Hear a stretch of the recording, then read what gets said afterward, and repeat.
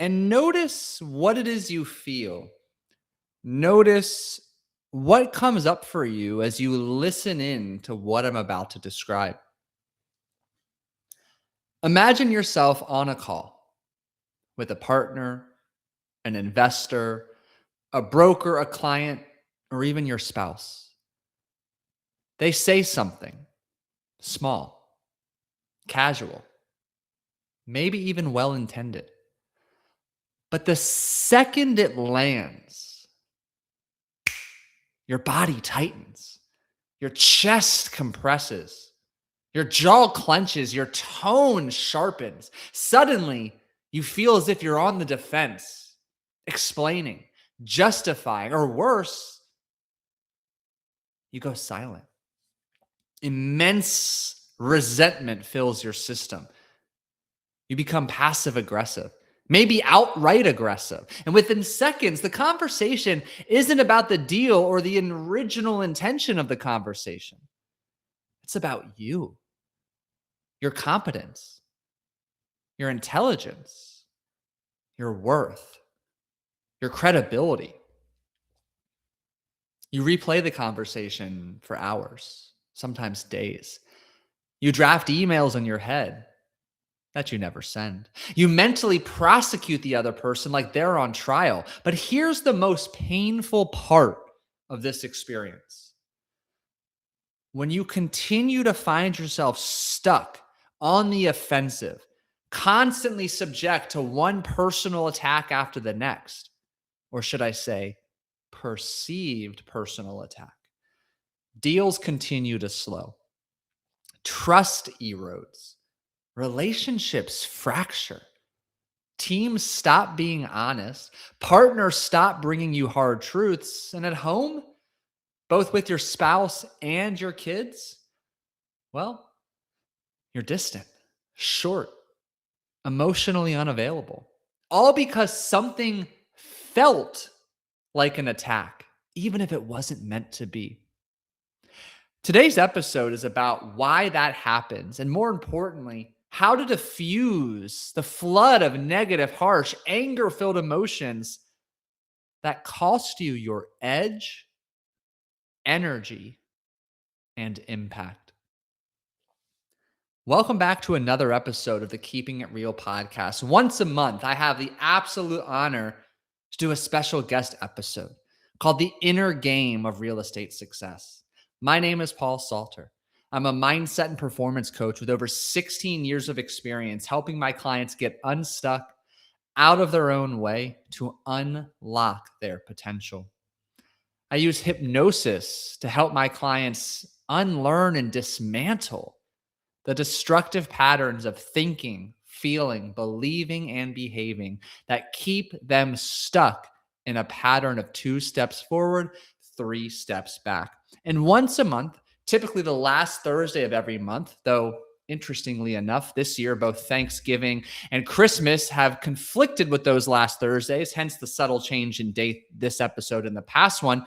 But once a month, last Thursday of the month, we're going live to dig into the deep level, emotionally charged, identity attached topics that are really holding you back. The origin of the limiting beliefs and sabotaging behaviors that typically occur beneath conscious awareness, holding you back for more confidence, happiness, impact, and income.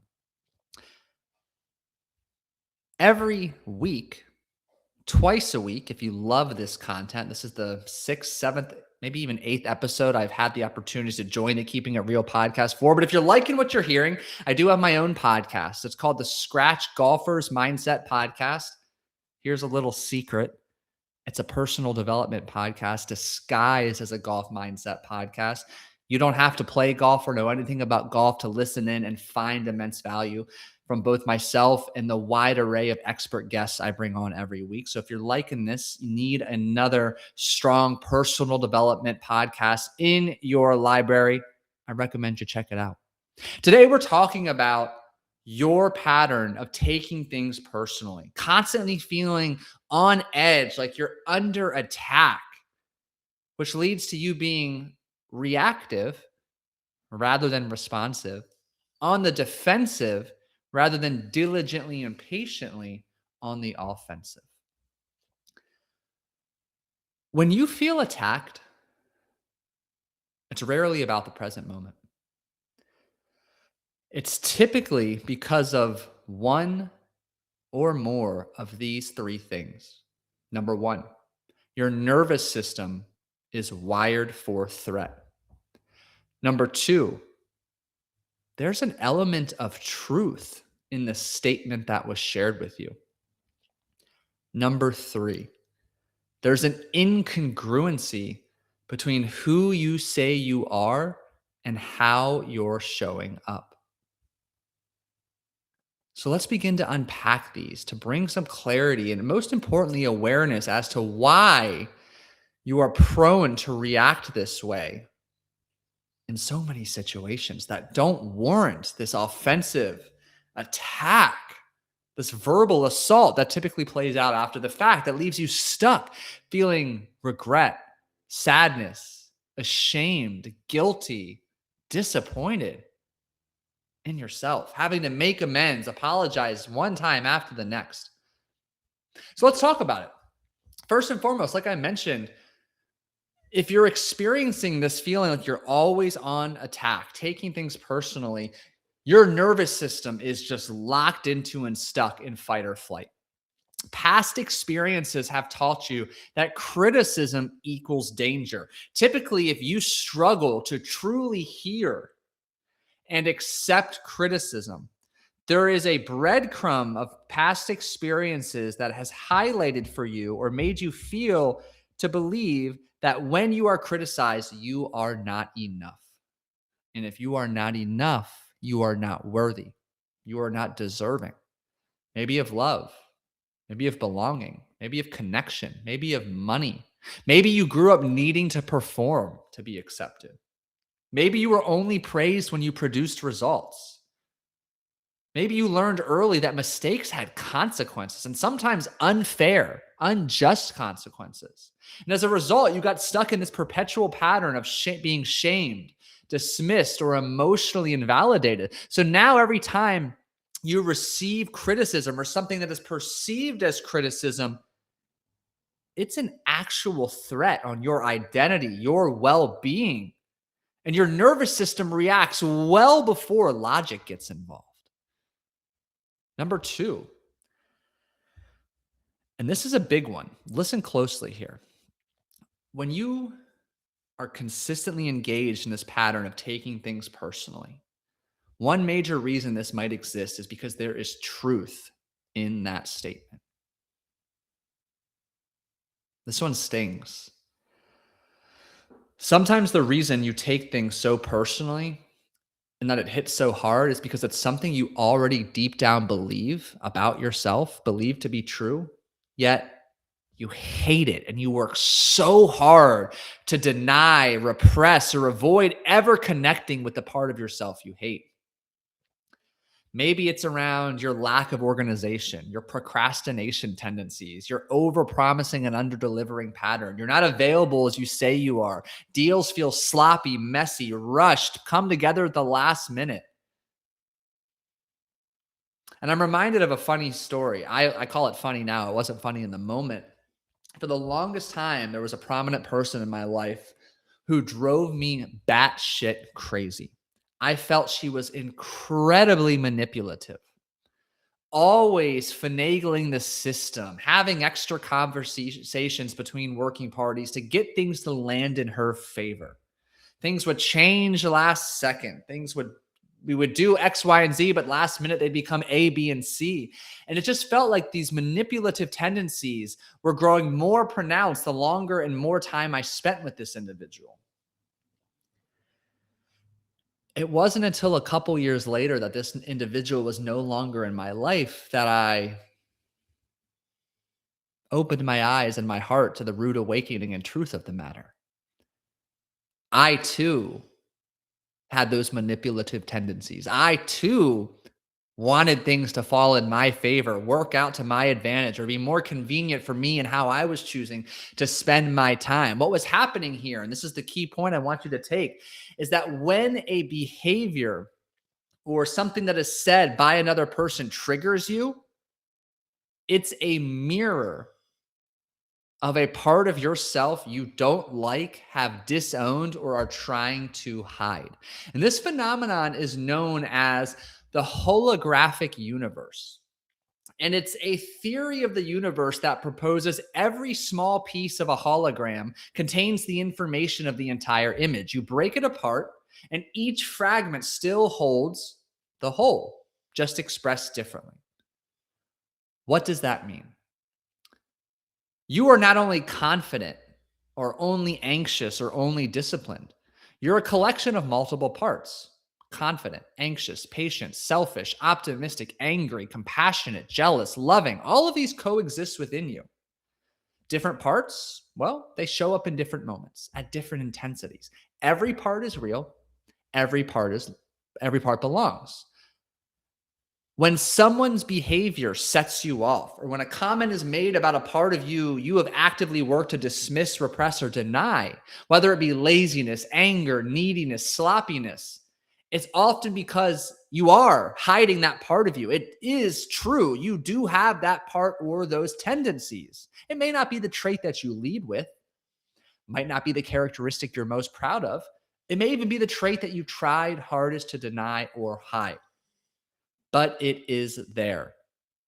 And when the outside world activates it, you react, not to them, but to the part of you that feels exposed. And a quick sidebar, a book I cannot recommend enough that further dives into this topic of your triggers are your teachers is called The Dark Side of the Light Chasers by Debbie Ford. This book describes the phenomenon of the holotropic universe. It introduces more depth and detail around shadow work, and I can't recommend it enough. It's something I recommend for the vast majority of my clients, and it just paints the picture that other people are your mirrors, and what triggers you can be your teacher if you choose to look inward with courage and curiosity to confront, accept, acknowledge, and begin doing the work to let go and integrate. Back on track here, the third reason you are so prone to taking things personally is there's an incongruency between who you say you are and how you're showing up. This is the quiet killer. You see yourself as disciplined, reliable, high integrity, a strong leader. But lately, you're cutting corners. You're avoiding hard conversations. You're rushing decisions, operating from fatigue, not clarity. This internal gap, who you think you are and say you are versus who you're showing up as and acting as, that gap creates doubt. It also creates emotional fragility, meaning you are more on edge and more prone to being reactive when you hear something that ruffles your feathers or confronts a part of you that you are not willing to own and accept. And when that doubt exists, when that emotional fragility exists, the littlest of comments can set you off because they feel like a massive threat to your integrity, credibility, and identity. So you fill those gaps with defensiveness. Underneath all of this, underneath this perpetual pattern of defensiveness, taking things personally, is a deep-rooted feeling, I'm not enough. So I must prove it. There's a client of mine, born and raised in Switzerland, and at the age of 5, he switched villages. He moved to another part of the country. And new kid, new school. One of his earliest childhood moments, something we unpacked together during one of our coaching sessions, was a couple weeks into school. He's just started kindergarten. There was an incident where one of the kids in his class was picking on another kid, and inevitably something happened where something valuable in the classroom that belonged to the teachers broke. My client, this new kid, just blending in, didn't stand out at all, suddenly became the mark of blame for this incident. Why? Because it was easy. The teacher was out of the room for a moment. Everybody blamed the new kid. Even though other classmates in this instance knew it wasn't him, nobody spoke up for him. So here he is a couple weeks into a new village, a new school, and he's instantly blamed, made to feel not only angry, sad, confused, and disappointed, but embarrassed in front of the whole class. All he wanted to do was fit in, belong, feel accepted by this new peer group. And he was singled out, blamed for something he didn't do. Of course, now as adults, we can look back and see that perhaps it's no big deal. It's not that significant. But for that 5, 6-year-old little boy, it was everything. And it's moments like this where beliefs form. This little boy learned that he had to be on the defensive. He started taking things personally. And we fast forward not years, decades later. He's incredibly reactive and defensive in the workspace. He's climbed the corporate ladder of his engineering consulting firm. But where for the longest time he constantly faced negative and harsh feedback was his ability to lead, his ability to effectively communicate and take criticism. He was constantly in the CEO and his supervisor's office going through this pattern of, well, I don't like how she said that about me, or I can't believe he said that about me, taking things personally. And it was costing him dearly energy, reputation, progress, connection, relationships, all because this incident shaped this belief that he wasn't enough as he is. He had to defend himself, constantly on the defense. Now, that's just one example. But having done this with thousands of clients over the years, I tell you this example is not unique to him. It runs rampant in the clients I work with. It looks a little different in every situation, of course. But at the heart of this, I'm not enough is I've got to prove myself, or if I'm questioned and I already believe I'm not enough, I'm exposed. So therefore, I've got to defend. I got to protect my name, protect my honor. And all of this lack of enoughness translates to I'm not good enough. I haven't earned my spot. I could be found out. I need to prove myself. So when someone begins to challenge you, even subtly, or even something that's not meant to be a challenge, yet you perceive it to be because your nervous system is stuck in fight or flight, your system, your subconscious, your nervous system interprets it as a threat to survival. So that's why you interrupt, you over explain, you dominate conversations, you overwork, you over control, you struggle mightily to receive feedback. Anger becomes your armor. Defensiveness becomes protection. And reactivity, it becomes identity preservation. So let's talk about some common examples of where and how this shows up. I want to push those buttons of pain a little bit more. In your day-to-day business, whether you're the team lead or just an employee right now, perhaps you suffer from defensive reactions to questions from investors and teammates. You overreact to broker or agent feedback. You micromanage your teams instead of trusting them. You're guilty of burning bridges with vendors, partners. You need to win conversations with team members instead of feeling aligned and on the same page. You make impulsive decisions after feeling disrespected. In leadership, it might become so blatant that team members stop challenging you. It's no longer a safe space for honest feedback and discussion. Problems go underground and culture becomes a thing of the past. Even more, you start to bring this business stress home. You're emotionally shut down, constantly irritable. You've got a short fuse with your spouse, your kids, and you ultimately just feel misunderstood and alone, even if you're at the top. So my question for you is, what is taking things personally costing you? How is continuing to take things personal holding you back? Well, I'll tell you. This reactivity costs you energy, clarity, trust, strategic thinking, emotional safety with others, long-term relationships, and perhaps most damaging, it keeps you stuck in survival mode. When your next level of success requires regulation, presence, and leadership. So what do we do? Remember, this is a pattern. This is a learned pattern of believing, feeling, thinking, and behaving, which means it can be unlearned. Feeling attacked doesn't mean you're weak. It means something inside of you is asking for attention. And the goal isn't to eliminate emotion. You are an emotional being.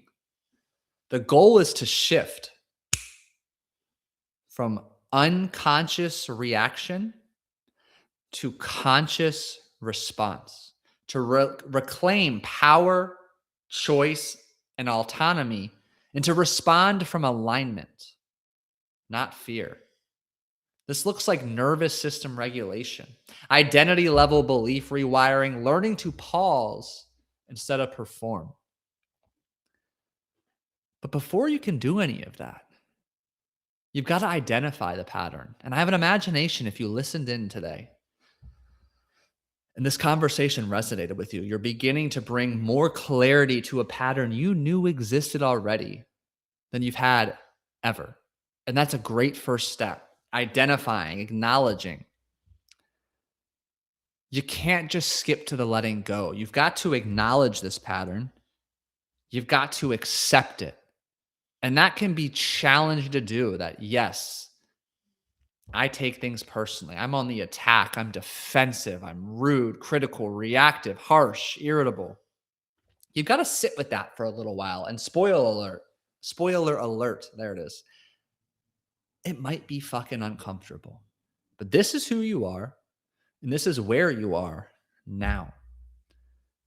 From there, and this is why I love a journaling practice. This is why I constantly share prompts and reflective questions on my episodes here. It's just to give you some tools to better dig in through a lens of non-judgmental curiosity. Think about the last few things that triggered you. You took personally, that you reacted from a place of defensiveness. What was the incident? What was said? Why do you feel you reacted that way? Was there truth in what was said? Get curious here. And always underneath all of this, what is taking things personally costing you? And perhaps even more, the question isn't necessarily why do I get triggered? The real question is, what are you still trying to protect? And what would happen if you didn't have to? And what I want to encourage you to keep in mind as you move forward are the 4 P's. Pause. The moment you feel the cascade of emotion flooding throughout every cell in your body when you've been triggered, pause. Find your breath. Begin to process what you're experiencing. Go one step further and name it, label it. I feel angry. I feel rageful. I feel sad. I feel called out. So you're pausing, then you're processing. And that pause and processing in and of itself should help you make a pivot. It's the 3rd P, and how you choose to move forward. No longer from a place of unconscious fast reaction. The pause and processing is the process in and of itself of allowing you to shift to conscious response. So you pause, you process, you pivot on how you're going to proceed or what you're going to say, and then you literally proceed. Pause, process, pivot, proceed. 4 Ps to show up better, to let go of taking things personally. I mean, that's the first of the 4 agreements. Don't take things personally. Another good book recommendation for you. Because you and I both know continuing to be stuck in this pattern of taking things personally, locked in fight or flight, always on the defensive, is costing you dearly. in your income, your impact, your relationships, your fulfillment, your happiness, your confidence, your success. It's got to go. And if I can help you let go, I invite you to use the link in the show notes to schedule a mindset and performance coaching discovery call with me. I thank you so much for tuning in to another episode of the inner game of real estate success here once a month on the Keeping It Real podcast. If you found today's conversation valuable, share it with a friend, someone else who needs to hear this message. And if you haven't done so already, this podcast does a phenomenal job bringing on a diverse collection of experts in respective fields designed to help you be the best real estate agent, broker, or investor you possibly can be. Show it some love. Drop a 5-star rating or review on Apple Podcasts, Spotify, or wherever you're listening to today's episode. Have a great rest of your day, and we'll catch you in the next episode.